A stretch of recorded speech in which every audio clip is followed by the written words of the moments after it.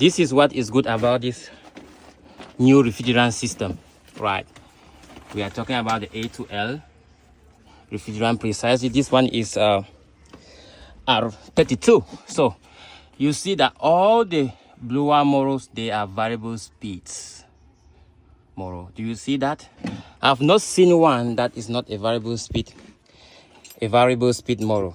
The motor, they are all variable speed when it comes to this A2L refrigerant system.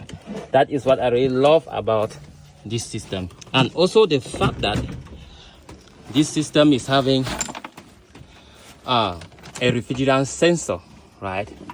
When you look at this, you see like this wire. There's a sensor right there attached to the evaporator coil. That is the refrigerant sensor. That is what is really good.